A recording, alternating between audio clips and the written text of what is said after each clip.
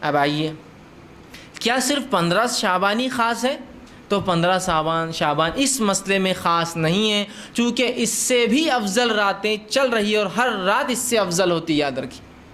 اس کا معنی کیا ہے؟ آئیے میں ایک روایت سناتا ہوں، صحیح بخاری اور صحیح مسلم کی روایت ہے، متفق علیہ۔ آپ فرماتے ہیں ہر رات، ویسے یہ بات ہم صرف رمضان میں سنتے ہیں لیکن یہ حدیث جو ہے عام ہے، ہر رات اللہ رب العزت آسمانی دنیا پر آتا ہے، پہلے آسمان پر آتا ہے، ٹھیک، ہر رات، اور ایک ندا آواز لگائی جاتی ہے کہ ہے کوئی مغفرت کا طلب کرنے والا، میں دینے بیٹھا ہوں، ہے کوئی توبہ کرنے والا، میں دینے بیٹھا ہوں، ہے کوئی مانگنے والا، میں اس کی محتاجی پوری کرنا بیٹھا ہوں۔ اور اللہ ہر رات یہ کرتا ہے، رات کے آخری تیسرے پہر، جس کو تہجد بولتے ہیں نا، سحر کا آخری وقت جو ہوتا ہے وہ تہجد کا آخری وقت ہے، تب اللہ رب العزت آسمانی دنیا پہ آتا ہے ہماری، اور ایک ندا اور آواز لگائی جاتی ہے جب ہم سوتے رہتے ہیں۔ یہ اللہ کے کچھ بندے جاگ کر تب اللہ سے مانگتے بھی ہیں، تو اس وقت مانگنا چاہیے کہ ندا آواز، اللہ آواز لگا رہا ہے، کوئی مغفرت کا طلب کرنے والا، ہے کوئی توبہ کرنے والا، ہے کوئی معافی مانگنے والا، ہے کوئی جو حاجت چاہتا ہے مجھ سے پوری کروا، اور میں کرنے کو بیٹھا ہوں۔ تو یہ تو ہر رات ہوتا ہے، تو 15 شعبان کیا خاص ہے پھر؟ ہر رات ہی ہوتا ہے،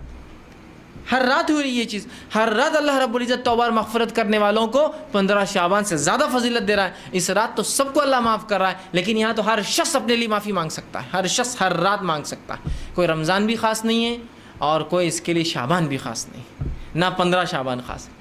تو پھر اتنی فضیلت بیان کر کے کہ جس کی کوئی انتہا نہیں، اتنی فضیلت کہ ایک صاحب تو اس حد تک پہنچ گئے کہ کہا شب قدر سے زیادہ اس کی فضیلت ہے، اس لیے کہ شب قدر کو تو تلاش کرنا پڑتا ہے، یہ تو پہلے سے معلوم ہے کب ہے، تو لہٰذا اس میں تو زیادہ ہو جانا، ایگزیکٹلی معلوم آپ کو 15 کب ہے، وہاں تو 21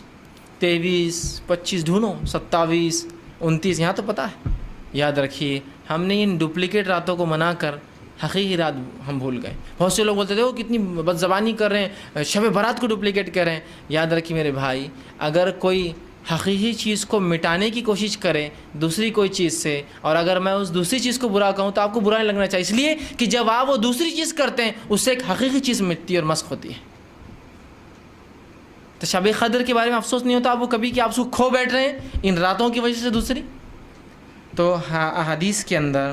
اس رات کی جو فضیلت آتی ہے، اور جو ایک ہی روایت حسن درجے کی ہے، اس میں بھی صرف فضیلت ثابت ہے، حالانکہ اس کو بہت سے علماء نے ضعیف قرار دیا ہے، لیکن پھر بھی اگر ناصر الالبانی کے اصول کے مطابق مان بھی لیا جائے تو یہ رات کی فضیلت وہی ہے جو ہر رات کی ہے، اس میں کوئی بہت خصوصیت نہیں،